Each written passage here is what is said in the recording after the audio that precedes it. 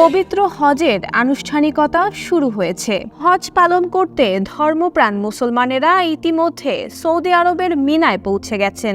বৃহস্পতিবার সন্ধ্যার পর থেকে রাতভর কেউ হেঁটে কেউ বা বাহনে চড়ে সেখানে জড়ো হয়েছেন। লাব্বাইক আল্লাহুম্মা লাব্বাইক ধ্বনিতে আজ মুখরিত হবে তাবুর শহর খ্যাত মিনার প্রান্তর। সারা বিশ্বের প্রায় ২০ লক্ষ মানুষ এবার হজে অংশ নিচ্ছেন।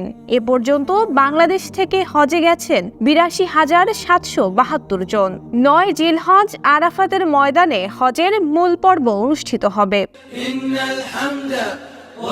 পবিত্র হজের আনুষ্ঠানিকতা চলে ৫ দিন।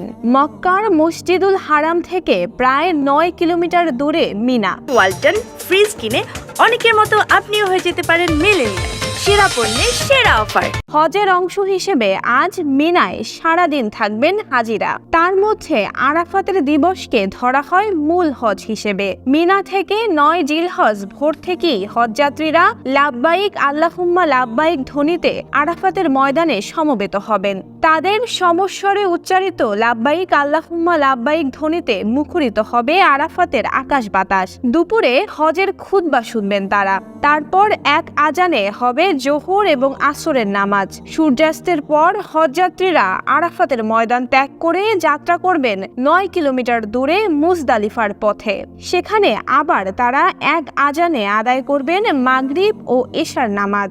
এ রাতে মুজদালিফায় তারা খোলা আকাশের নিচে অবস্থান করবেন।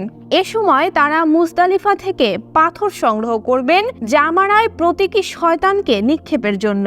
এরপর শনিবার সকালে সূর্যোদয়ের পর জামারার প্রতীকী বড় শয়তানকে লক্ষ্য করে ছোট ৬০টি নুড়ি পাথর নিক্ষেপ করবেন হজযাত্রীরা।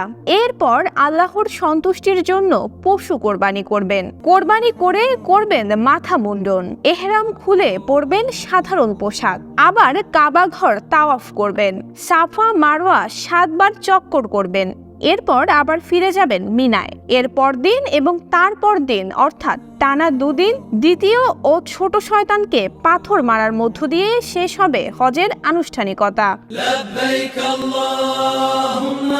সৌদির পাসপোর্ট অধিদপ্তর বলছে, গত সোমবার পর্যন্ত আকাশ, স্থল ও সমুদ্র বন্দর দিয়ে সৌদি আরবে আসা হজযাত্রীর সংখ্যা ১৫,৪৭,২৯৫ জনে পৌঁছেছে।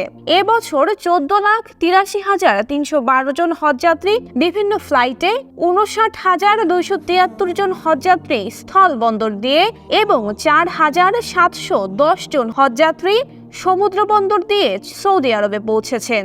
হজের আনুষ্ঠানিকতা শুরুর আগ পর্যন্ত এই সংখ্যা আরও বাড়বে।